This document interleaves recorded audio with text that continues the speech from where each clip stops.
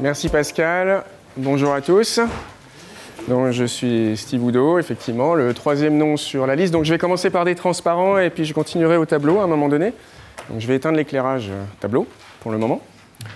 Donc, je suis le troisième nom sur la liste et mes deux acolytes sont Mathieu Carrière, qui est au premier rang ici, et puis Vincent Humilière, qui est au fond là-bas, près du radiateur. Voilà.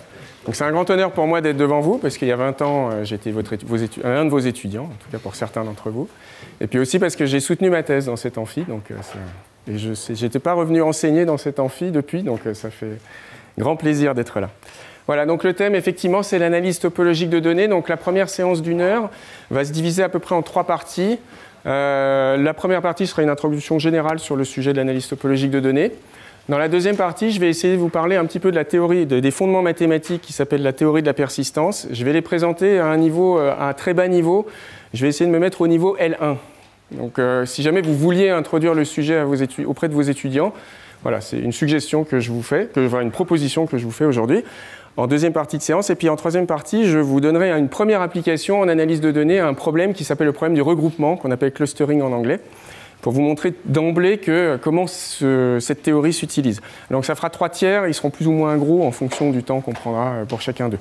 J'espère que ça ne se transformera pas en 2 tiers, c'est la seule chose. Voilà, donc dans analyse topologique de données, il y a analyse de données. Donc évidemment, on ne peut pas commencer un cours sur l'analyse de données sans parler de ce qu'on appelle le déluge de données, le big data, tel qu'on l'entend dans les médias.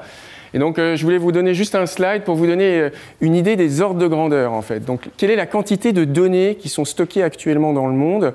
Eh bien, cette quantité se compte en zeta-octets. Donc un zeta-octet, c'est 10 puissance 21 octets, c'est-à-dire c'est des milliers de milliards d'octets. Alors, pour vous donner une idée, un disque dur d'aujourd'hui, ça contient quelques téraoctets, donc c'est de l'ordre de 10 puissance 12 octets. C'est-à-dire que là, on est de l'ordre du milliard de disques durs entièrement remplis dans le monde. Voilà. Et donc, on voit qu'on a une croissance qui est largement superlinéaire, alors d'aucuns disent qu'elle est exponentielle. Après, ça se discute, hein. Je ne sais pas faire les régressions comme ça à l'œil, mais bon, en tout cas, elle est clairement superlinéaire et il est communément admis que la tendance va se maintenir. Donc ça fait beaucoup de données à traiter.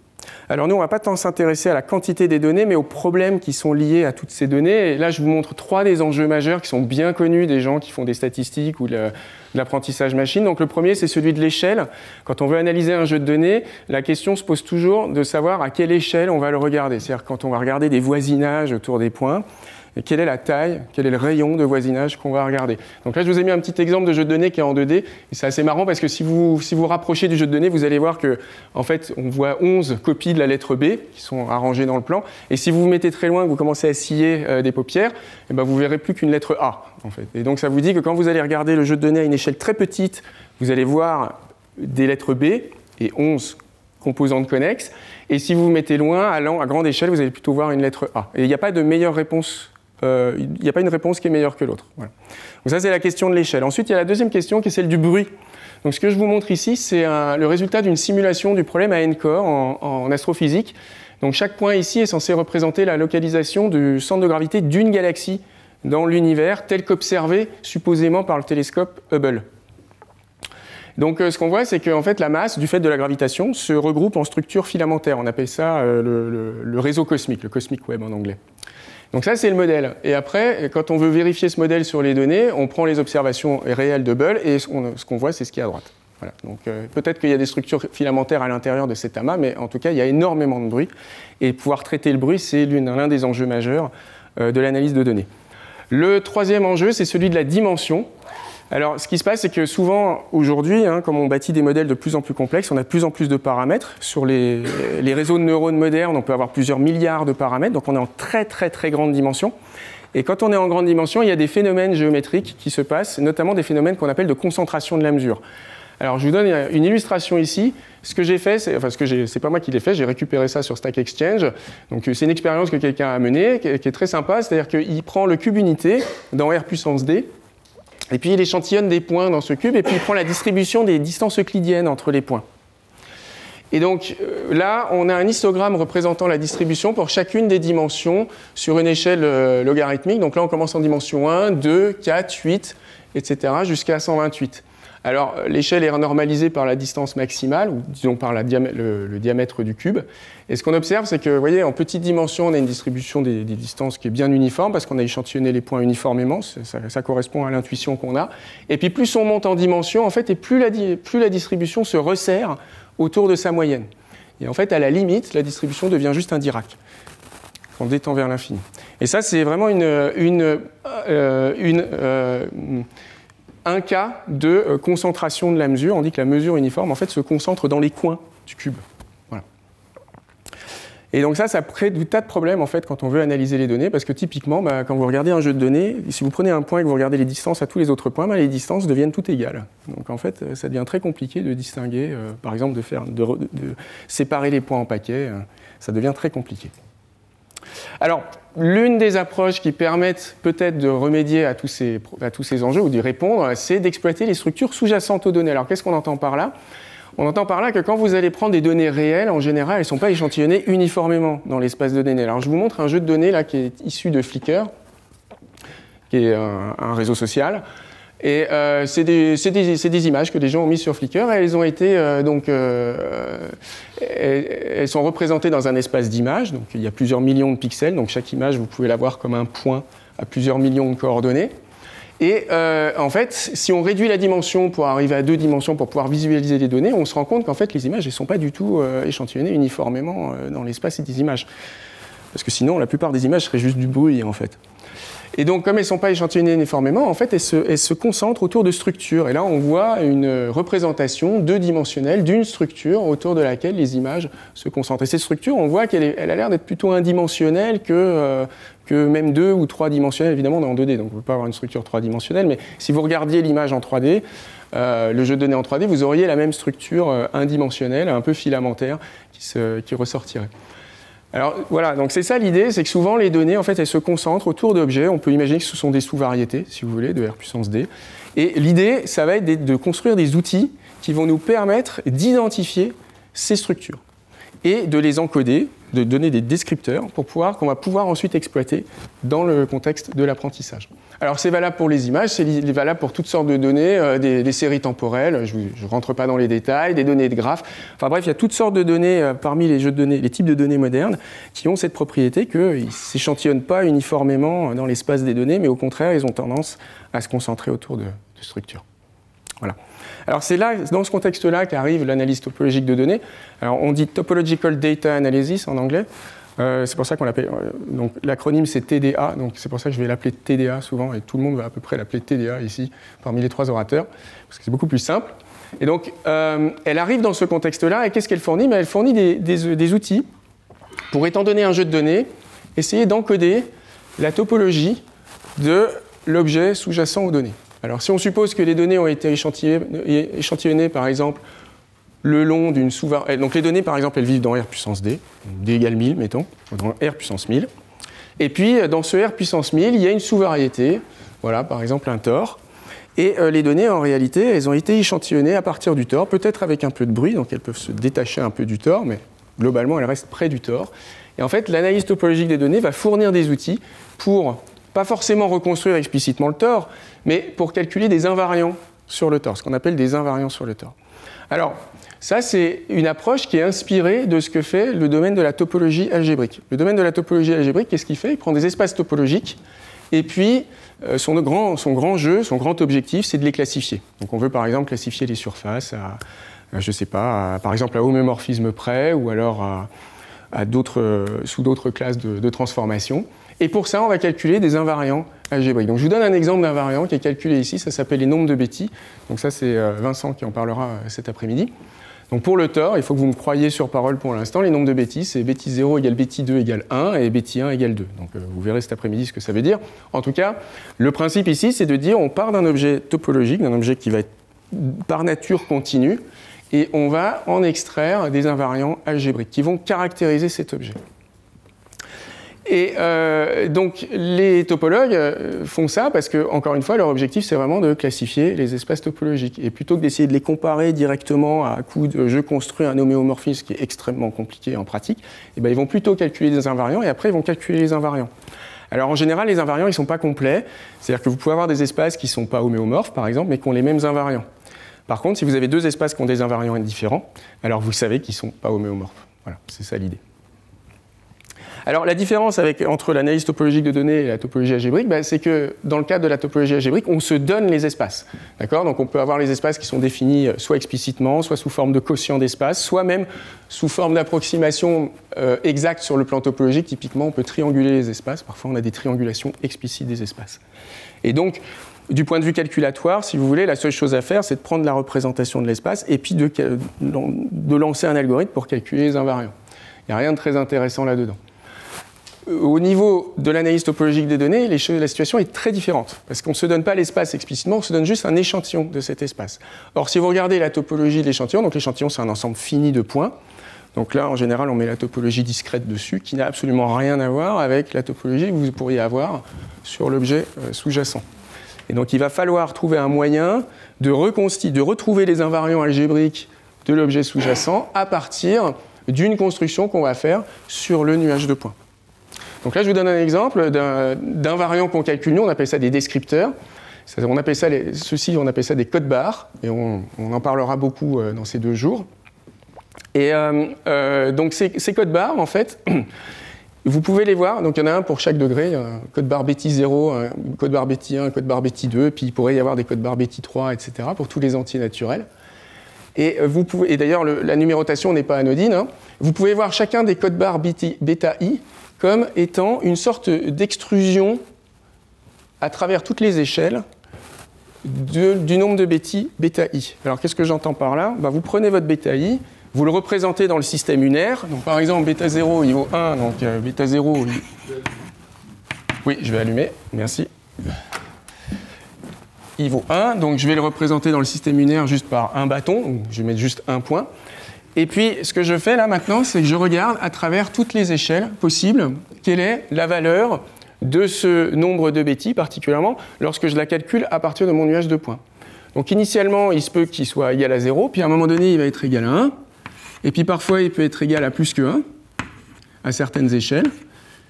Et puis voilà, vous voyez, à travers les échelles, j'encode, donc ça c'est une échelle donnée, j'encode quelle est la valeur du nombre de Betty dans mon système unaire. Et c'est comme ça que je construis en fait mes codes barres. Alors ça paraît un petit peu du bricolage, là, tel que je le décris. On va donner une manière formelle de le faire dans la suite. Mais c'est juste pour vous donner l'intuition de ces codes barres. En fait, ces codes barres vraiment représentent, là, en l'occurrence, les nombres de Betty à travers toutes les échelles. C'est-à-dire, si vous choisissez une échelle, vous pouvez dire, à partir de mon nuage, à cette échelle-là, je déduis que la topologie, le Betty 0 de l'objet sous-jacent, là, c'est 1. Par contre, si je me mets à cette échelle-ci, le Betty 0, là, c'est, je ne sais pas, 22, c'est beaucoup plus. Voilà. Donc, j'en dis pas plus pour l'instant, c'est sans doute un petit peu obscur pour certains d'entre vous, mais ne vous inquiétez pas, on va formaliser tout ça après. L'idée, encore une fois, c'est de prendre des outils de la topologie algébrique et de les adapter à l'analyse de données. Alors, on a les invariants ou les descripteurs qu'on calcule, ils ont des propriétés assez uniques, parce que déjà, ils ont des fortes propriétés d'invariance, c'est-à-dire qu'ils sont invariants par application de groupes de transformation qui sont assez généraux. Par exemple, ils sont invariants par application d'homéomorphisme, donc ce qui est très intéressant pour nous, dans le cadre de la classification des espaces. Ils ont des garanties théoriques de stabilité, ce qui est très très rare en analyse de données. C'est très rare d'avoir des descripteurs pour les données qui viennent avec des garanties théoriques de stabilité, au sens que si vous perturbez vos données un petit peu, l'invariant va bouger un petit peu seulement. Donc on a une manière de quantifier les perturbations de l'invariant. Voilà. Alors, on verra, là, je vais vous montrer un exemple juste après, ils sont très complémentaires, ils capturent en fait une information qui est très complémentaire de celle que les autres invariants qui existent par ailleurs, ou les autres descripteurs, pardon, qui existent par ailleurs en analyse de données. Donc ça, c'est très intéressant pour les applications. Et puis, pour régler l'invariant, il faut régler des paramètres. Pour choisir l'invariant, il y a des choix de paramètres à faire, mais il n'y en a pas beaucoup, et on peut les optimiser. Donc ça, c'est que des qualités très très intéressantes pour les applications. Alors justement, pour vous montrer comment on les utilise, voilà un petit exemple. Donc je vais directement à la fin des 2 journées. J'empiète un petit peu sur ce que va raconter Mathieu demain. Je vais vous montrer un exemple d'application. Donc c'est une application en classification, pardon, pas en classification, en segmentation, excusez-moi, de formes 3D. Donc on se donne en entrée une collection de formes tridimensionnelles, digitales. Okay, donc vous pouvez vous dire que ce sont des maillages, en fait, par exemple, des triangulations d'objets.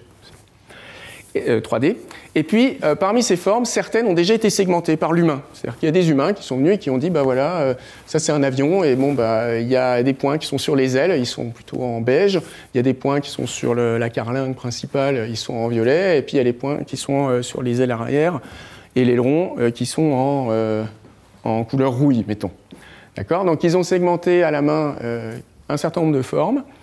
Et l'objectif, c'est d'entraîner un prédicteur, ça c'est un algorithme. On va entraîner un algorithme à partir des exemples qui ont été déjà préparés par l'humain, qui ont déjà été traités par l'humain, pour pouvoir ensuite se donner, quand on se donne une nouvelle forme qui n'a pas été déjà traitée, pouvoir la traiter automatiquement. D'accord ? Pour pouvoir dire sur chaque point de la forme à quelle partie de la forme il appartient. Donc par exemple, il faudrait pouvoir dire que ce point-là appartient à la carlingue. Et donc, pour ce faire, on entraîne un algorithme d'apprentissage, mais les algorithmes d'apprentissage, ils ne prennent pas n'importe quoi en entrée, ils ne prennent pas des avions en entrée, en l'occurrence, ils prennent des vecteurs. Et donc, pour lui donner des vecteurs, il faut prendre le modèle digital et le transformer en vecteur. Alors, il y a mille et une manières de le faire, et la manière qu'on a utilisée dans cette application, ça a été principalement de définir des codes barres à partir des avions. Alors, je ne vous explique pas exactement comment ils sont calculés, les codes barres, on le verra plus tard. Mais voilà, vous pouvez vous dire qu'à partir de chaque point sur chaque avion, vous définissez un code barre, et c'est ce code barre que vous faites manger à votre algorithme d'apprentissage. Alors voilà les résultats qu'on obtient. Là, il y a un petit tableau où je vous montre les taux d'erreur du prédicteur. Donc, c'est-à-dire, c'est la fraction sur une forme donnée, c'est la fraction des points qui sont mal labellisés par le prédicteur. Par exemple, un point qui était sur une aile, il a été labellisé comme étant sur la carlingue, ou qui était sur la carlingue, a été labellisé comme étant sur l'aileron arrière. D'accord ? Donc ça, c'est le taux d'erreur. Donc plus il est bas, et mieux c'est. Donc la première colonne, c'est les résultats qui étaient à l'époque, donc c'était il y a une dizaine d'années, qui étaient l'état de l'art, c'est-à-dire que les gens n'utilisaient pas de la TDA, ils utilisaient des descripteurs purement géométriques ou statistiques, c'est-à-dire qu'autour d'un point, ils allaient caractériser la surface en fonction des courbures, en fonction de distribution de gradients, etc. De normal, pardon. Et voilà les taux d'erreur qu'ils obtenaient. Alors quand on utilise les descripteurs issus de la TDA, voilà les taux d'erreur qu'on obtient, qui sont un peu moins bons, en fait, globalement, que ceux qu'on obtient avec l'état de l'art. Donc ça nous dit que finalement, les descripteurs qu'on définit nous, ils ne sont pas forcément meilleurs que l'état de l'art. Mais par contre, là où ça devient très intéressant, c'est dans la troisième colonne, parce que ce qu'on a fait dans la troisième colonne, c'est que comme nos descripteurs sont des vecteurs, et comme les autres descripteurs sont des vecteurs, ce qu'on peut faire, c'est concaténer les vecteurs. C'est-à-dire qu'on se met dans l'espace produit, et puis on fait ça, on concatène simplement les vecteurs. Et on donne ça maintenant à manger à notre algorithme. Et d'un seul coup, les taux d'erreur étaient divisés par 2, voire plus. Okay ? Donc le message derrière cette application, c'était que la TDA fournit des descripteurs pour les données qui en fait encodent une information qui est très complémentaire de ce qu'encodent les descripteurs traditionnellement utilisés en analyse de données. Voilà. Avec des résultats qui là pour le coup étaient assez spectaculaires. Alors, je vous montre rapidement la chaîne de traitement de la TDA. Donc, comment est-ce qu'on fait pour obtenir des descripteurs à partir des données? Donc, j'en parle très rapidement là, et puis c'est ça ce qui nous servira un petit peu de leitmotiv tout au long des 2 journées. Donc, on part de nos données qu'on voit comme des nuages de points. Les données, c'est un ensemble d'observations. Donc, chaque observation, c'est un point qui va être dans un espace métrique. Donc, le nuage de points lui-même, on peut le voir comme un espace métrique fini. On peut voir aussi, s'il y a un objet sous-jacent, on peut le voir lui-même comme un espace métrique. Et la TDA, en fait, ne distingue pas les deux, c'est-à-dire qu'il peut prendre en entrée des espaces métriques arbitraires ou quasi arbitraires. Donc on peut à la fois traiter des nuages de points en pratique sur ordinateur, et on peut aussi analyser des espaces métriques très généraux, y compris continus, avec les outils théoriques de l'analyse topologique de données. Donc c'est un outil qui est à la fois théorique et appliqué. Donc pour obtenir des codes barres, qu'est-ce qu'on fait? On va construire des familles en fait croissantes d'espaces topologiques construits sur notre espace métrique de départ. Donc on appelle ces familles croissantes, alors elles sont croissantes pour l'inclusion, et typiquement elles vont être paramétrées sur un sous-ensemble de R. Donc dites-vous par exemple qu'elles sont paramétrées sur R. Donc à chaque réel, je vais associer un espace topologique, qui va correspondre grosso modo à une représentation de l'espace sous-jacent à mon entrée à une échelle donnée. Donc, par exemple, quand le réel vaut 10, eh ben, c'est à l'échelle 10, j'ai fait une construction qui a un espace topologique qui est combinatoire parce que c'est ce que je peux manipuler sur mon ordinateur, et qui représente, qui sert de proxy, si vous voulez, à l'objet sous-jacent aux données à l'échelle 10. Et donc, ces espaces associés à chaque échelle vont aller croissant lorsque les échelles augmentent, c'est-à-dire qu'on va avoir des inclusions en fait entre ces différents espaces. Et l'ensemble de ces espaces, avec ces inclusions, va former une famille qu'on appelle une filtration. Voilà. C'est une filtration d'espaces topologiques au sens habituel des filtrations d'ailleurs. Et une fois qu'on a ces filtrations, on va utiliser un outil. Donc là, pour l'instant, on n'a fait qu'une construction topologique à partir d'informations géométriques. Et là, on va utiliser de l'algèbre. On va utiliser donc un opérateur qu'on appelle l'homologie, dont Vincent va parler en début d'après-midi, et qui va prendre cette famille d'espaces topologiques et va la transformer en une famille d'espaces vectoriels reliés par des applications linéaires. Et là, d'un seul coup, on va passer dans le monde algébrique. Et du coup, on va en fait étudier ces séquences d'espaces vectoriels avec des applications linéaires qu'on verra comme des modules sur des algèbres. Et on va pouvoir montrer que ces modules se décomposent. Et les décompositions des modules vont nous donner les codes barres ici. Voilà. Donc c'est un pipeline qui est assez sympa parce qu'on commence avec de la géométrie. On fait des constructions topologiques sur la géométrie.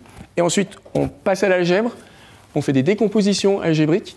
Et on obtient après des objets qui sont de nature à nouveau géométrique, parce que les codes barres, c'est des objets qui sont très géométriques en fait. Voilà. Et après, une fois qu'on a des codes barres, on peut les vectoriser, les transformer en vecteurs et puis les envoyer dans le modèle d'apprentissage qu'on veut. Ou alors on peut les utiliser tels quels dans des applications, par exemple dans d'autres domaines des mathématiques, comme en géométrie. Et là, c'est Vincent qui en parlera demain.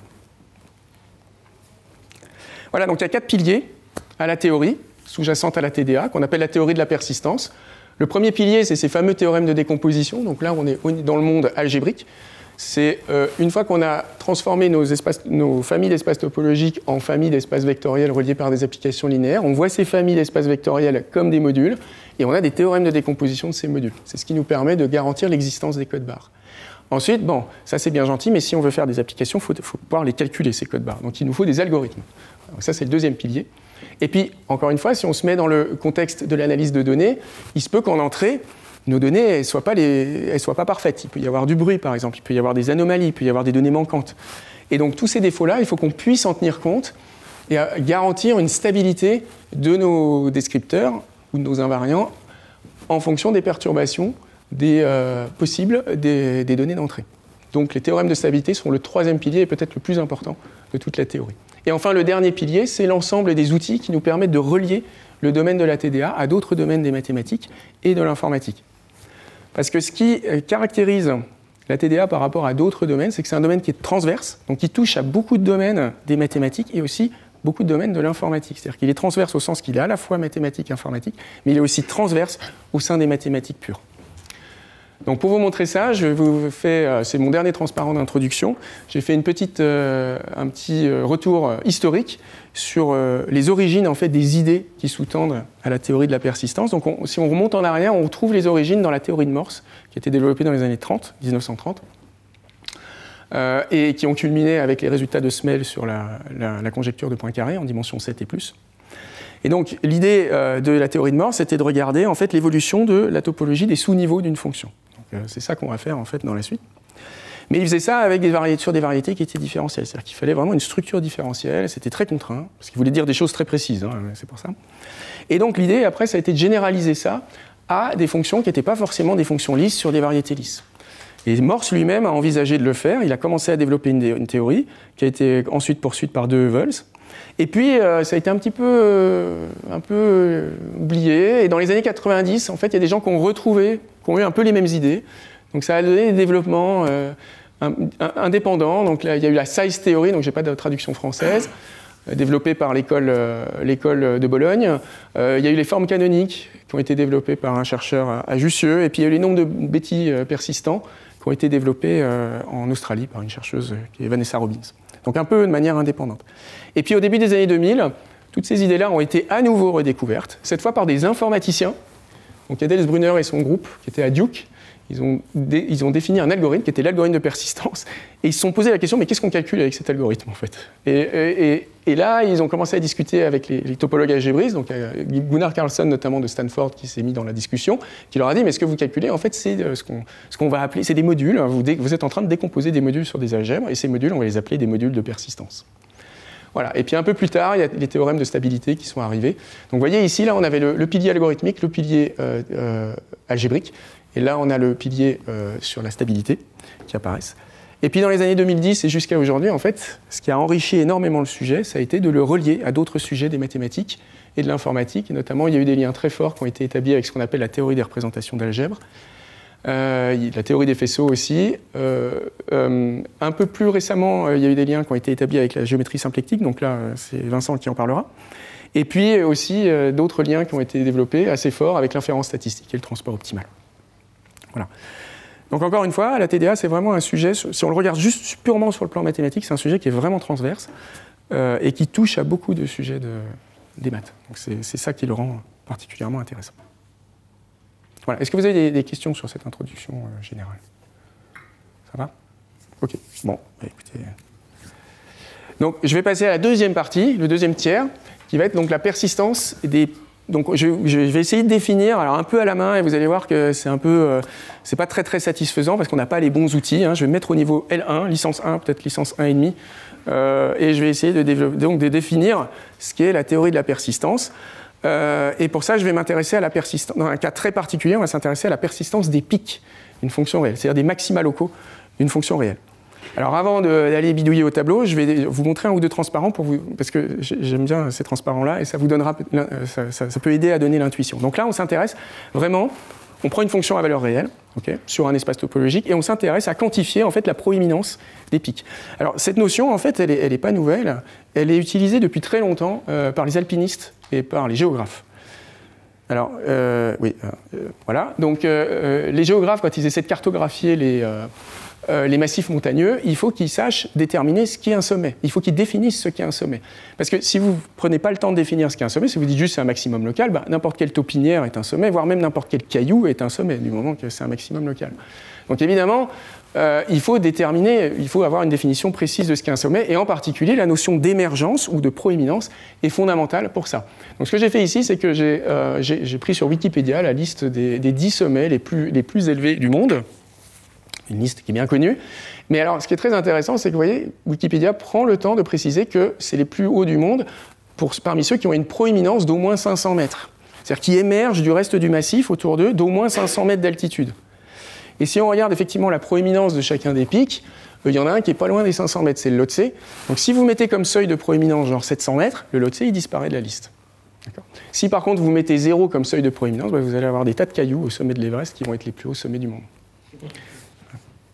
Alors, comment est-ce qu'on définit la proéminence? Alors, toujours d'après Wikipédia, qui dit que c'est les montagnards qui ont défini comme ça. Donc, on est à un pic, mettons celui-ci, et puis on veut savoir quelle est la proéminence de ce pic. Donc, ça va être une différence d'altitude entre l'altitude du pic, donc le sommet, et puis l'altitude du plus haut col par lequel on peut passer pour accéder à un pic plus élevé.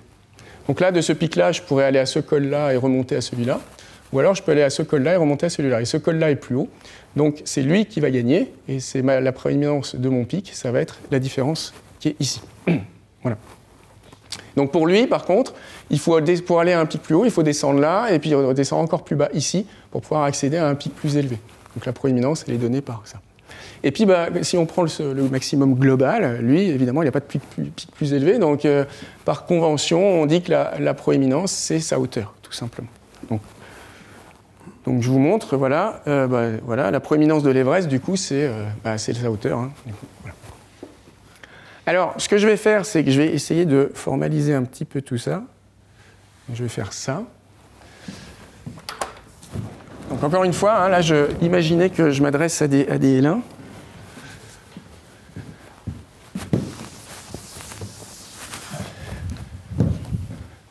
Bon, il faudra quand même leur introduire les espaces topologiques, donc il faudra quand même leur expliquer ce qu'est une topologie. Donc ça risque d'être L1,5, peut-être L2. Vous pourriez vous mettre dans R puissance D, mais bon, c'est quand même plus sympa de travailler, parce que nous, après, dans les applications, dans la suite, on va regarder les espaces topologiques. Voilà, et puis on va prendre une fonction réelle, et puis on ne va pas faire d'hypothèse pour l'instant sur la fonction, on va en faire après, mais... Voilà. Pour l'instant, j'en fais pas. Donc, on va regarder, on va essayer de définir la proéminence d'un pic. Donc, on va prendre un pic. Alors, je vais dire qu'un pic, c'est un maximum local.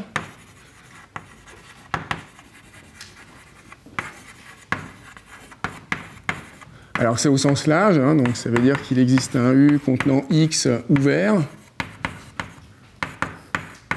de grand X, tel que...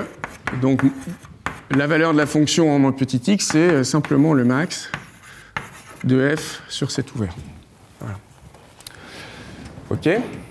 Et alors, comment est-ce que je vais définir la proéminence? Je vais refaire le dessin qu'on a vu tout à l'heure. Donc là, j'avais une grande montagne, un col assez bas, et puis une montagne un peu moins haute, et une montagne voilà, intermédiaire. Donc je vais mettre ici, là, mettons que mon x, ce soit lui. Alors, comment est-ce que je vais détecter le col, la hauteur du col, qui va me permettre d'aller à une montagne plus élevée? L'idée, c'est un peu comme quand on fait de l'intégration de Lebesgue, c'est qu'on va regarder les surniveaux, en fait, de la fonction. On peut regarder les sous-niveaux aussi, mais là, comme on s'intéresse au pic, on va regarder les surniveaux. Donc si je me mets à un niveau t, ici, je vais regarder donc le surniveau de la fonction associée à t. C'est-à-dire c'est l'ensemble, là, il est donné par l'ensemble du graphe de la fonction qui est au-dessus de ce niveau-là. Voilà, donc après je regarde en projection, ça c'est mon grand X ici. Je regarde en projection, ça me donne ça, ça et ça. Et donc ce que j'ai montré ici, là, c'est le surniveau, donc f-1 de donc t plus l'infini. Voilà, ça c'est mon surniveau. Et en fait, on va s'intéresser non pas à la géométrie des surniveaux, ça on s'en fiche. Ce qui va nous intéresser, c'est les composantes connexes par arc dans les surniveaux. Et en fait, on va essayer de détecter la valeur de t. On va faire baisser t, t va valoir plus l'infini au départ, on va le faire descendre jusqu'à une certaine valeur t0 à laquelle, vous voyez, la composante du surniveau dans laquelle se trouve ce pic-ci, donc il va faire que grandir quand t va diminuer, va relier la composante connexe associée à un pic plus élevé que x. Voilà. Et donc ce premier, entre guillemets, t0, alors attention, parce que là on est dans un cadre super général, on n'a pas fait d'hypothèse sur f, donc il n'y aura pas forcément de premier t0, il faut faire gaffe, il faut faire attention. Enfin, ce premier t0, dans l'idée, ça va être lui qui va nous donner la hauteur de col. Et après, on n'aura plus qu'à prendre la différence. Donc du coup, je vais associer pour tout t plus bas que x lui-même, enfin plus bas que la hauteur de x, je vais définir c indice t de x comme étant la composante connexe par arc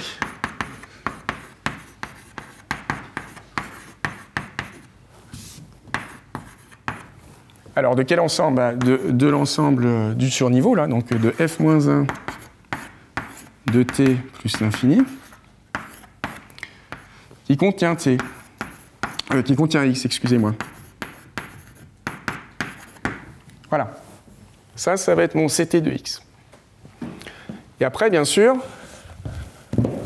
ce que j'ai déjà plus ou moins suggéré, c'est que quand le niveau baisse, quand t diminue, le surniveau ne fait que croître, au sens de l'inclusion, et de même pour les composantes connexes par arc.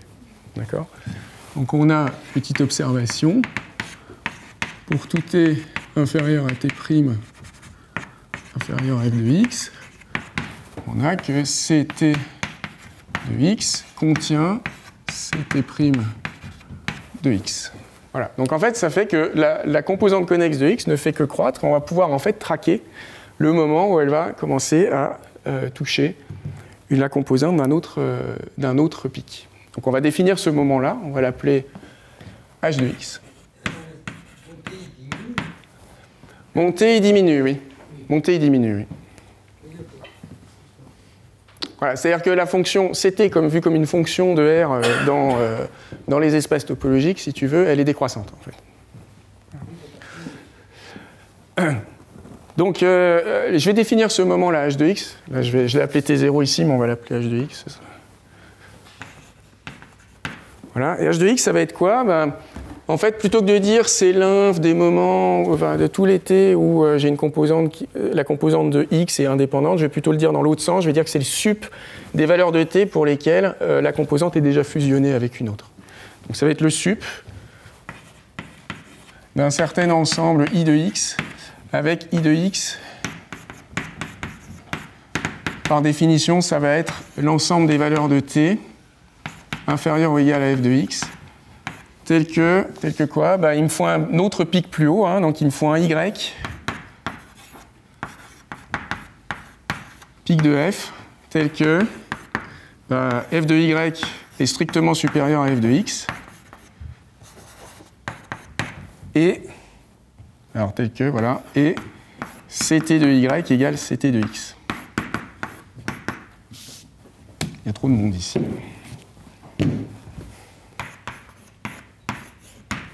Voilà. Donc je le note sous cette forme-là, je ne mets pas l'ensemble directement ici parce que je vais le réutiliser plus tard. D'accord ? Donc le i de x, en fait, pour le x qui est ici, c'est lui-là. Je vais changer de couleur. C'est lui-là. Ça, c'est i de x. Et comme on a cette propriété de monotonie, une fois que notre composante connexe a fusionné avec celle d'un pic plus élevé, les deux restent fusionnés. Hein. Les composantes ne font que fusionner quand t diminue. Elles ne peuvent pas se séparer. Voilà.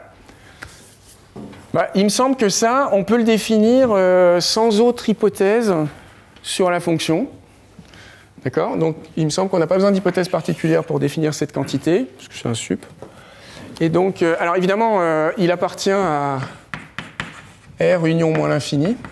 Hein, ça peut être moins l'infini parce que si je prends x comme étant ce pic-ci, évidemment, le t, je vais le faire descendre à l'infini et j'aurai le i de x, il va être vide. Donc, du coup, le sup va être plus l'infini, moins l'infini, pardon. Donc, du coup, je peux définir pour x, pour tout x pic de f, je vais définir l'instant de naissance, ce qu'on appelle nous l'instant de naissance de x, ça va être simplement la valeur de f en x. L'instant de mort de x, c'est la valeur h de x. Donc ça, encore une fois, ça peut être moins l'infini. Hein. Et puis, l'intervalle de persistance, ou l'intervalle de vie, si vous voulez,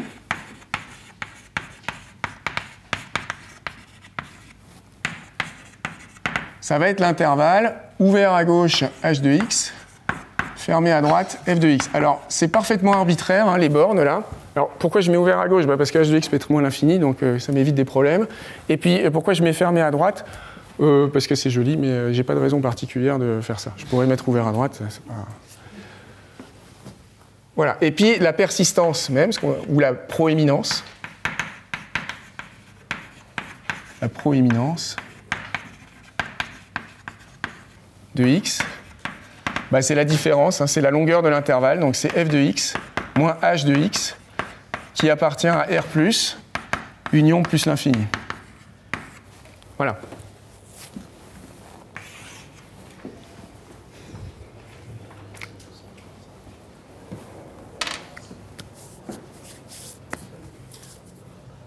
Donc là, pour définir ça, je crois que je n'ai pas besoin d'hypothèse particulière sur la fonction. Par contre, ça ne va pas forcément mesurer ce que j'aimerais que ça mesure. Il y a des cas pathologiques. Donc on va en montrer un ou deux, là. Pardon.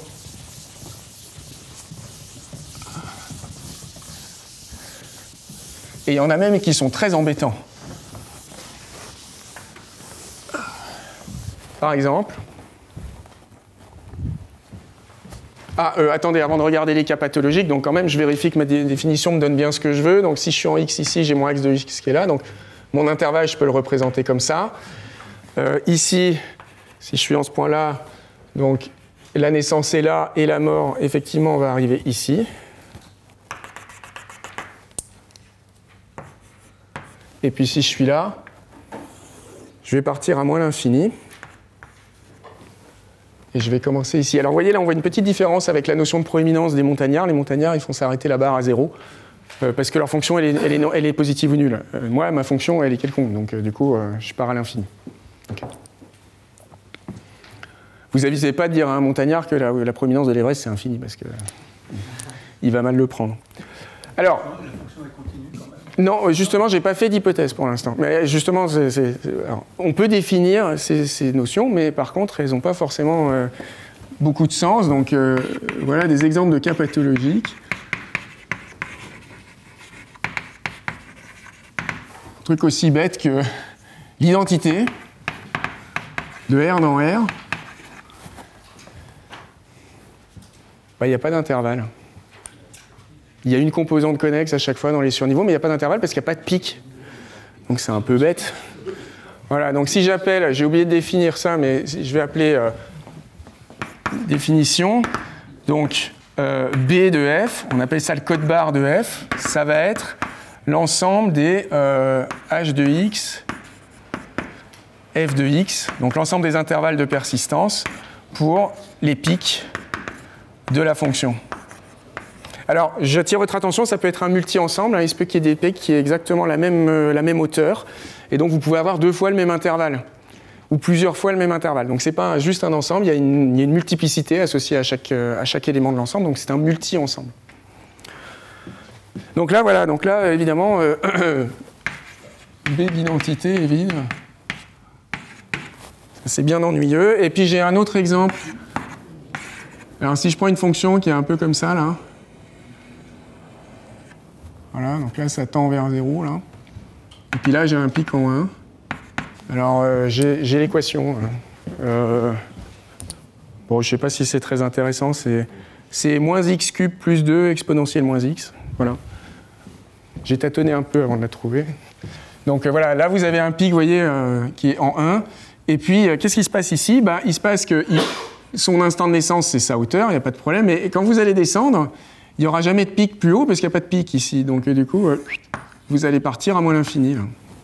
D'accord? Vous avez un code barre qui, je veux dire, vous pouvez le définir, mais il ne va pas vous donner beaucoup d'informations. En fait. Et le gros problème qu'on a, c'est qu'en fait, on a attaché la proéminence au pic. Et c'est une très mauvaise idée parce que il y a des composantes connexes dans les surniveaux qui ne sont pas générés par des pics.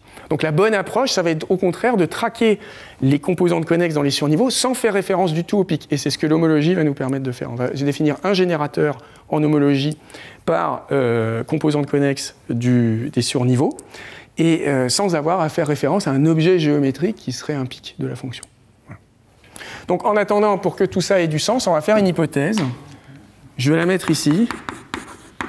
On va faire l'hypothèse que pour tout t, les ct de x, alors, on va dire que ce cas-là n'arrive pas, c'est-à-dire qu'on va dire que l'union pour x pic de f et puis f de x supérieur ou égal à t, l'union des ct de x couvre entièrement le surniveau. Voilà. Je vais faire cette hypothèse-là. Alors cette hypothèse, elle est vérifiée par exemple si vous prenez f continu sur x compact. Voilà, parce qu'elle atteint son maximum, donc à chaque fois vous avez un pic qui va générer les composantes connexes des surniveaux. Il y a un autre cas qui est intéressant pour le clustering, là, c'est quand f est continue sur r puissance d, et puis elle est positive ou nulle, et puis elle tend vers 0 à l'infini.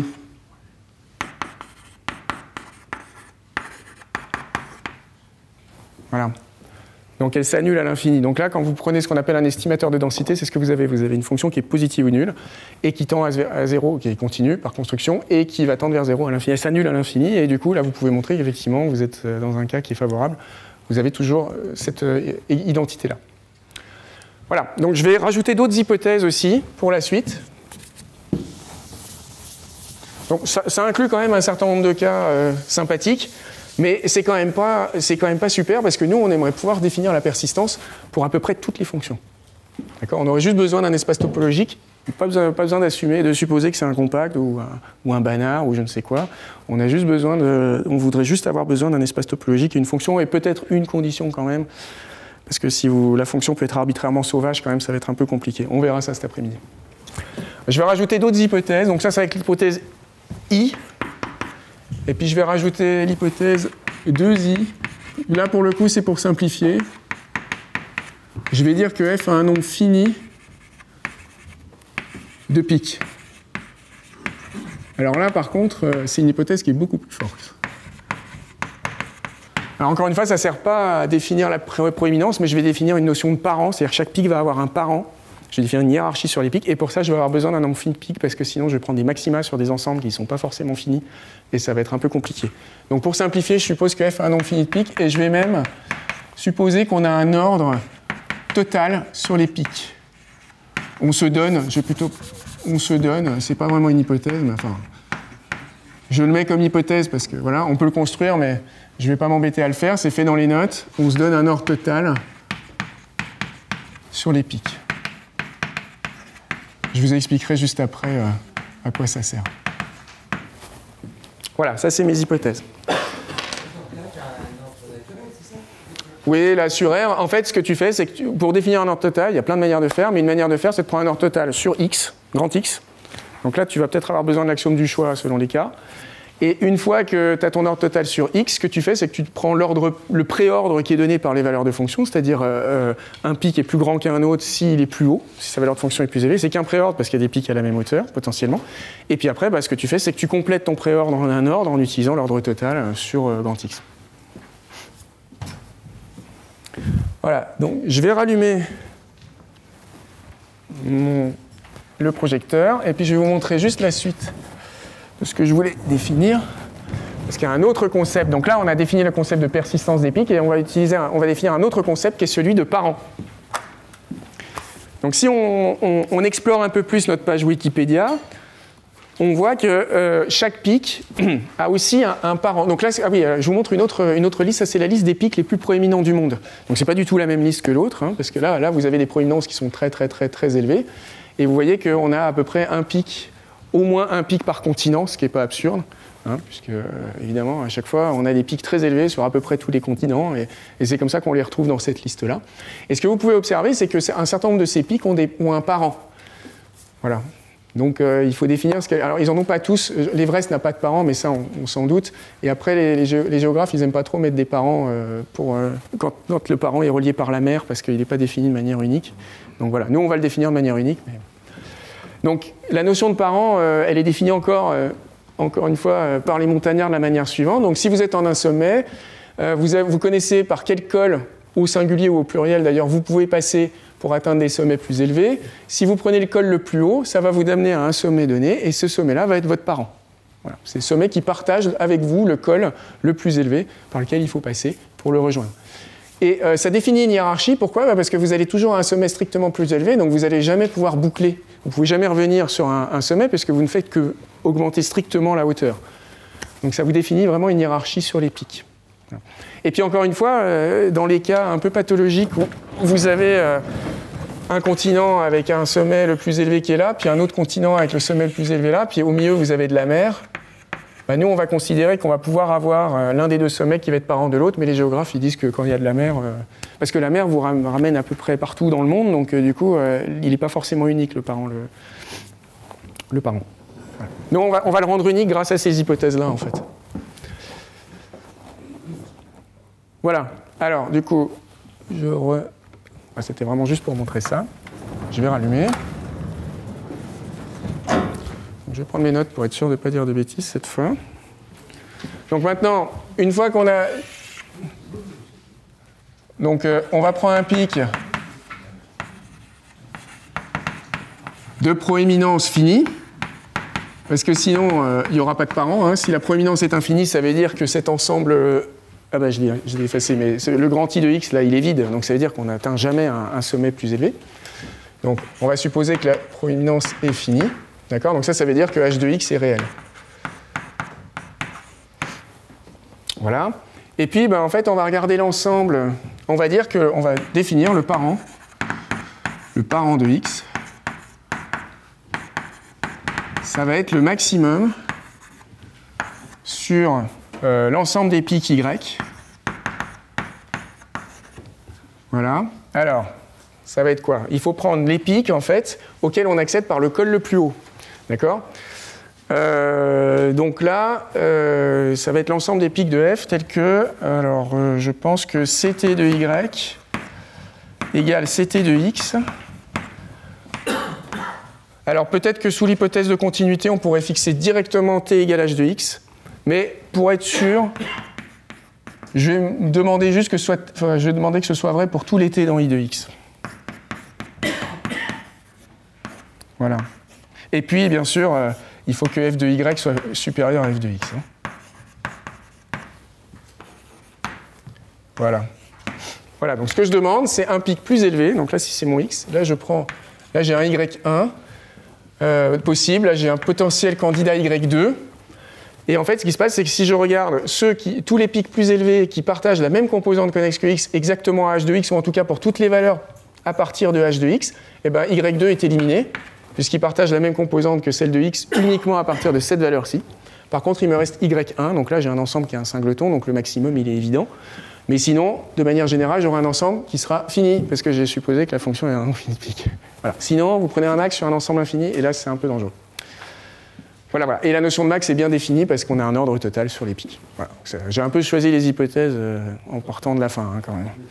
J'ai fait mon étudiant de L1, là, donc je suis parti de la fin et je suis revenu en arrière. J'ai dit, ah, ça marche. Et j'ai une preuve tautologique. Voilà.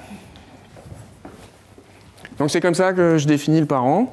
Bon, il n'y a rien. Ah oui, alors du coup, tout pic de persistance ou de proéminence finie a un parent, là, du coup, avec sous ces hypothèses-là, hein, d'après ce qu'on vient de dire. Voilà. Donc, à partir de maintenant, ce que je vais pouvoir faire, c'est utiliser la persistance pour, d'une part, quantifier la proéminence des pics, hein, c'est ce qu'on vient de voir, et puis, quand j'aurai besoin de faire des manipulations sur les pics, de fusionner les pics entre eux, parce que c'est ce qui va se passer dans l'application, eh ben, je vais pouvoir dire, tel pic, je vais le fusionner dans tel autre pic, parce que c'est ce que me dit la hiérarchie. Si j'ai un pic que je veux éliminer, je vais dire, bah, je vais le mettre je vais le fusionner avec son parent. Voilà, ça va être l'idée dans l'application. Avant d'aller à l'application, je vais vous parler très très rapidement de deux choses.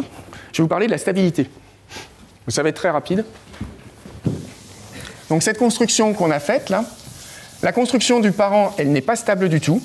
Et ça c'est très facile de le voir parce que si vous avez une fonction, je vais vous le dessiner en tout petit là comme ça. Si vous avez une fonction avec un pic qui est ici, et puis que vous avez deux parents plus haut là, avec des cols qui sont quasiment à la même hauteur, deux parents possibles avec des cols qui sont quasiment à la même hauteur, donc là je suis en x et je me demande quel est son parent. Si je prends cette fonction-là, le parent ça va être lui, donc voilà ce que va me dire la hiérarchie. Par contre, si je perturbe un tout petit peu la fonction au sens de la norme sup, de l'ordre de cette quantité-là, le parent, ça va d'un coup être lui. Donc c'est une notion qui n'est pas stable, la notion de parent. Par contre, les intervalles de vie ou les intervalles de persistance qu'on a définis là sont stables par perturbation des données, ou perturbation de la fonction, au sens de la norme sup. Donc pour ça, pour exprimer la stabilité, j'ai besoin d'une métrique. Donc ce que je vais faire, c'est que je vais définir une autre représentation des codes barres. On va représenter les codes barres d'une autre manière, on va les représenter comme des nuages de points dans le plan, et après on va voir ces nuages de points comme des mesures, et après la métrique qu'on va mettre sur ces mesures, ça va être une métrique de transport, ce qu'on appelle une métrique Wasserstein.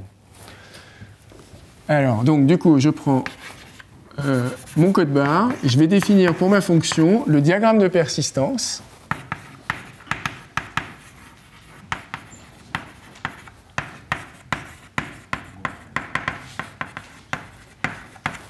Diagramme de persistance. Ça va être le multi-ensemble des points A, B dans le plan. Alors, on étend parce que parfois le h de x vaut moins l'infini, donc ça va être dans le plan étendu, donc ça va aller de moins l'infini à plus fermé à plus l'infini ouvert, croix R. Je crois que c'est dans ce sens-là. Non, c'est le contraire. Excusez-moi. Voilà. Tel que, donc, l'intervalle AB. Ah non, c'était le contraire. Excusez-moi, c'était bien ça. Donc, croix R. Tel que, donc, l'intervalle AB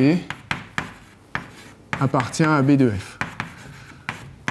Voilà, donc ce que j'ai fait, c'est que j'ai pris chaque intervalle de la fonction, et puis je l'ai envoyé sur un point. Donc si j'ai un intervalle comme ça, A, B, pardon, si j'ai un intervalle AB comme ça, eh bien je l'envoie dans le plan sur le point de coordonnées A et B.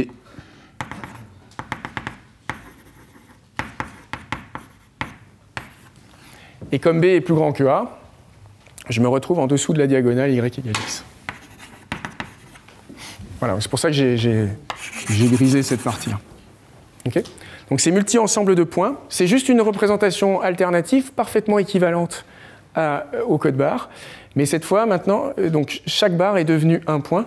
Et du coup, maintenant, je peux voir mon code barre, donc j'appelle ça un diagramme de persistance. Je peux le voir vraiment comme un nuage de points. Et donc, je peux le voir vraiment comme une mesure. C'est-à-dire que vous prenez après la somme sur AB dans le diagramme de la fonction, et vous prenez donc la somme des masses de Dirac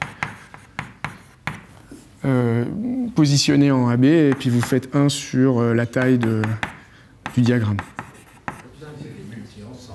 C'est un multi-ensemble, tout à fait. Donc là, on maintient la multiplicité, c'est-à-dire que ce point-là, en fait, quand il pourrait avoir multiplicité 2, 3, enfin... Là, il a une certaine multiplicité M que je note, que je garde, hein, bien sûr.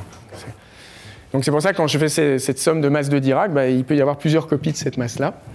Et donc ça veut dire que la mesure ici, elle a un poids qui est plus important, enfin, qui dépend directement du nombre, de la multiplicité du poids. Okay, voilà.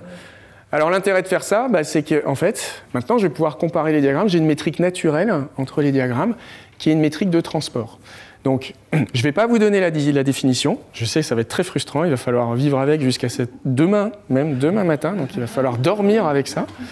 Je suis vraiment navré parce que je n'ai pas le temps. Mais l'idée, ça va être... Bah, je vais juste énoncer le truc, une définition. Je vais dire... La distance bottleneck, donc la distance du goulot de bouteille, en anglais distance bottleneck, entre deux diagrammes pour deux fonctions f et g. Donc là, j'ai f et g qui sont deux fonctions du même espace dans R. La distance bottleneck, c'est tout simplement la distance de Wasserstein pour p égale infini entre donc, les diagrammes de persistance vus comme des mesures. Voilà. Donc la métrique Wasserstein, qu'est-ce qu'elle fait en 2 secondes quand même? Je vais quand même vous montrer un dessin. C'est quoi W infini? C'est la distance Wasserstein. C'est la distance de transport. C'est-à-dire, qu'est-ce qu'elle fait? Pourquoi elle s'appelle distance de transport? Bah, vous voyez, chacune des deux mesures est représentée comme une somme de masse de Dirac entière. Et ce que vous allez faire, c'est que vous allez essayer d'apparier en fait, ces masses d'une mesure à l'autre pour transporter la masse d'une mesure vers l'autre. Alors je vous montre concrètement ce que ça donne sur un exemple. Plutôt que de faire un petit dessin illisible au tableau, j'ai préparé un transparent. Voilà, donc ça c'est le lien entre code barre et diagramme de persistance. Donc, pour un exemple de fonction, j'ai 3 barres, ça me donne 3 points. Et puis voilà, donc si je perturbe un peu ma fonction f en une fonction g, alors je la perturbe au sens de la norme sup, vous voyez, c'est pas du tout une perturbation lisse. Hein. Notamment g peut très bien être une approximation, je sais pas moi, linéaire par morceau de f. Et bien ce qu'on observe en fait, en rouge ici vous avez le diagramme de persistance de f, et en bleu vous avez le diagramme de persistance de g. Et en fait, vous voyez, la métrique de transport, qu'est-ce qu'elle essaie de faire? Elle essaie d'apparier en fait les points bleus avec les points rouges, de manière à minimiser le coût de transporter de tous ces points. Alors le coût, comme c'est la norme, la W infinie, c'est le sup sur toutes les paires de points appareils. Alors quand je dis ça, je triche, je vous mens, parce que là, il y a des points, là, ils ne sont pas appariés. Qui c'est ces gens-là là? Alors, donc là, ce que j'ai écrit, c'est faux. Donc j'ai bien fait de vous montrer le transparent. Donc, qu'est-ce que je fais? Bah, ce que je vais faire, c'est que c'est ce qu'on a. En fait, on va prendre une métrique de transport, mais dite déséquilibrée, c'est-à-dire que c'est une métrique de transport qui est définie pour des mesures qui n'ont pas forcément la même masse totale. Effectivement, là, vous voyez, le diagramme, bon, on le voit plus très bien, mais le diagramme bleu, là, il a beaucoup plus de points que le diagramme rouge. Et en fait, du coup, ce qu'on va faire, c'est qu'on va utiliser la diagonale, hein, y égale x. Là, la diagonale, on va l'ajouter à chacun des diagrammes avec une multiplicité infinie. Elle va être absorbante. Elle va nous permettre d'absorber de la masse ou de produire de la masse pour pouvoir l'apparier avec les points de l'autre mesure. Donc je vais faire D de F union la diagonale avec multiplicité infinie et D de G union la diagonale avec multiplicité infinie. Donc là j'avais mis Y égale X, je vais mettre delta ici, Y égale X. Voilà. Donc encore une fois, je ne définis pas la métrique Wasserstein. Mathieu prendra le temps de le faire comme il faut, proprement. Mais l'idée c'est vraiment de faire donc demain. Voilà. Ou sinon, vous pourrez regarder les notes ce soir, frénétiquement. Et voilà, donc, voilà. Bon, c'est comme ça qu'on définit la métrique. Et ce qu'elle nous dit, là, cette métrique, vous voyez, c'est que hop, si je prends f et que je la perturbe un peu, bah, ce qui se passe, c'est que correspondant au pic de f, il y a des pics de g. Donc lui, par exemple, le pic de g correspond à ce pic de f. Et dans g, comme j'ai fait des perturbations, il peut y avoir plein d'autres petits pics, mais en fait, c'est des pics avec de la persistance très faible. Et donc, ils se retrouvent avec des points très proches de la diagonale. Donc, on peut les voir comme du bruit. C'est de là que vient l'idée d'utiliser la diagonale pour... Voilà. Donc tout ça sera bien formalisé demain. Alors il y a un théorème, parce que bon, ok, on a défini une métrique qui paraît un peu sortie du chapeau, mais il y a quand même un théorème de stabilité.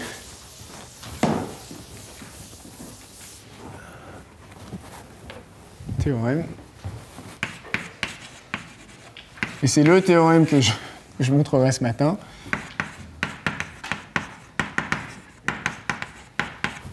Donc, pour toute fonction f et g, de x dans R, qui vérifie quand même nos hypothèses. Hein. Donc, il y avait 3 hypothèses, petit i jusqu'à 3i. Ça, c'est juste pour s'assurer que les diagrammes sont bien définis et que les fonctions ne sont pas trop sauvages. On a l'inégalité suivante. On a que la distance bottleneck entre les diagrammes de persistance de f et de g est bornée supérieurement par, je vous le donne en 1000, la norme sup de la différence des deux fonctions. Donc ça, c'est en fait le sup. Alors, ils sont continus, donc ça va être un max. Et x est compact. On a fait... non, on n'a pas fait l'hypothèse de continuité, je crois. Non, donc c'est un sup, excusez-moi. Donc sur x, dans grand X, d f de x moins g de x. Voilà. Donc ce que ça nous dit, ça, c'est que la fonction qui a une ou l'opérateur, excusez-moi le terme, mais disons, je dis opérateur pour ne pas dire fonction, l'opérateur qui a une fonction associe son diagramme de persistance, il est Lipschitzien. Il est un Lipschitzien. En fait. Voilà.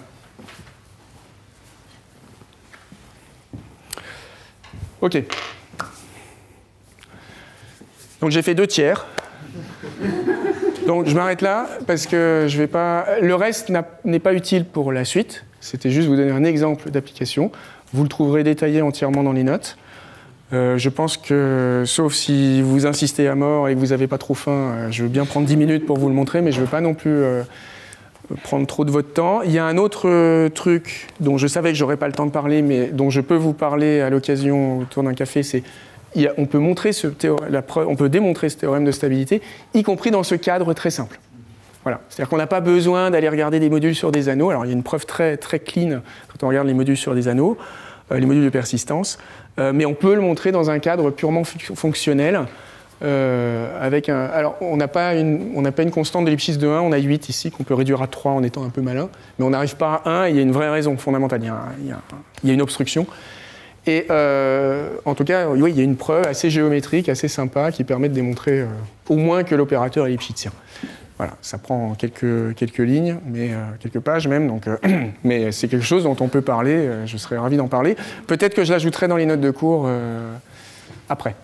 Parce que ça peut être sympa, parce qu'il n'y a pas eu de résultat pour l'instant, donc c'est ça. Donc si vous êtes devant vos élèves de première ou deuxième année et que vous n'avez pas de théorème à leur montrer, c'est un peu ou pas à démontrer, c'est un peu dommage. Donc je peux peut-être vous donner la preuve pour. Alors la borne avec le facteur 8, c'est un peu discuté déjà dans le. Il y a une remarque. D'accord. D'accord. Et finalement, tu ne donneras pas la preuve demain, non, j'imagine. En fonction du temps, peut-être. Ok, d'accord. Mais c'est juste pour le facteur 8. C'est pas trop. Oui. Bon, écoutez, je vous remercie.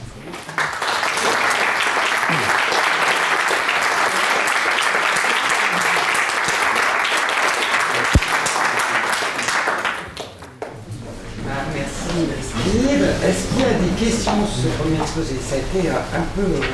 Sur la fin? Oui, je suis désolé. Pas que sur la fin? Ah, bah désolé. Mais je voyais des gens qui faisaient comme ça, alors je me suis dit, bah, ça va, hein. L'exemple de la Bretagne est excellent. Alors, s'il y a besoin de m'arrêter, vous m'arrêtez. Hein. Est-ce qu'il y a des questions sur cette première partie? Oui. Est-ce qu'il y a une raison naturelle d'avoir choisi le terme bottleneck pour la distance en question? Ah, du goulot de bouteille. Alors, c'est qu'elle est liée à la Wasserstein avec P égale infini. Et donc, c'est de là que ça vient, en fait. Voilà. C'est la distance d'étranglement, c'est-à-dire qu'une fois que tu as fait ton appariement, tu as donc une sorte de graphe biparti avec un appariement entre les deux parties, les deux sommets, les deux ensembles de sommets. Et en théorie des graphes, on appelle le coût bottleneck, le coût d'étranglement lié à un appariement, la longueur maximale d'arête de l'appariement. Voilà. Oui. Est-ce qu'on peut dire de deux fonctions qui ont le même diagramme, d de f égale d de g? Est-ce qu'elles partagent l'autre? Pas grand-chose. On ne peut pas dire grand-chose. C'est très facile de construire des exemples de fonctions qui ont le même diagramme, par exemple, qui ont juste un point dans le diagramme. Si vous prenez une fonction qui est toujours monotone, eh ben, sur R, elle va avoir le même diagramme que la fonction identité. Puisque les composantes connexes des surniveaux il va toujours y avoir une seule composante connexe dans les surniveaux. Donc on peut même pas vraiment... C'est très difficile de caractériser la classe des transformations qui rend le diagramme par lequel le diagramme est invariant. Enfin, on peut exhiber des classes de transformation par lesquelles les diagrammes sont invariants, mais par contre, des classes de transformation maximales, c'est très difficile à mettre en œuvre. Alors par contre, dans les perspectives, je ne sais pas si Mathieu en parlera demain, parce que je ne serai malheureusement pas là pour la partie perspective, mais il y a moyen... Là, j'ai regardé une seule fonction. On peut commencer à regarder toute une panoplie de fonctions. C'est-à-dire que au lieu de, si on a un espace topologique et qu'on cherche vraiment à avoir un invariant pour cet espace, au lieu de prendre une seule fonction, on peut prendre toute une famille de fonctions. Et il y a des cas où on peut montrer, par exemple, si l'espace topologique c'est un sous-espace compact, sous-analytique de R puissance D, si on prend toutes les fonctions, toutes les projections le long de... toutes les projections sur R, et bien cette famille de fonctions, et si on prend la famille des diagrammes de persistance associés, on peut reconstruire le compact à partir des diagrammes de persistance. Exactement, même pas à isométrie près, vraiment on reconstruit exactement le compact. C'est-à-dire quoi, toutes les projections sur R, sur toutes les droites? Oui, toutes les projections, alors sur des droites, oui, exactement. Oui. Toutes les droites. Oui, sur toutes les droites, exactement. Sur toutes les droites, c'est important. Oui, linéaire. Après, oui. Après, si tu prends toutes les formes linéaires, c'est un sur-ensemble, mais du coup, si on prend toutes les projections orthogonales sur des droites, voilà, pour être plus précis, on peut effectivement reconstruire le compact. Et bon, alors évidemment, c'est une famille qui est très large.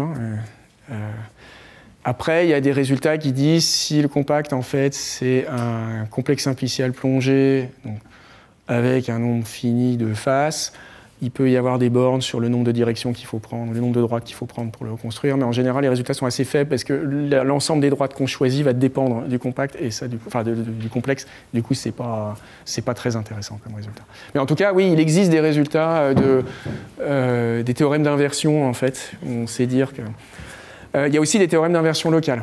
C'est-à-dire que si vous partez, dans certains cas, si vous partez d'une fonction, que vous l'envoyez sur son diagramme de persistance, on peut montrer que cette application, en fait, elle est différenciable presque partout. Alors, presque partout, il faut le définir correctement. Donc, le compact, si vous prenez un complexe simplicial, dans ce cas-là, vous pouvez voir l'ensemble des fonctions comme un Rn, où n est le nombre de faces. Et du coup, vous avez une application qui envoie chacun de ces vecteurs sur son diagramme de persistance, et vous pouvez montrer que cette application, elle est différenciable presque partout. Et c'est logique, elle est lipschitzienne, en fait.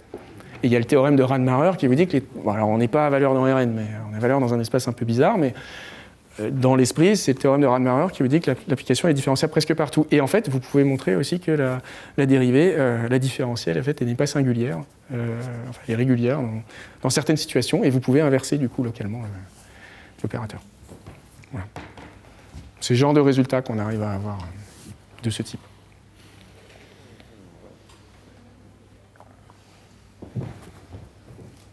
Pas d'autres questions? Non, mais je vous remercie.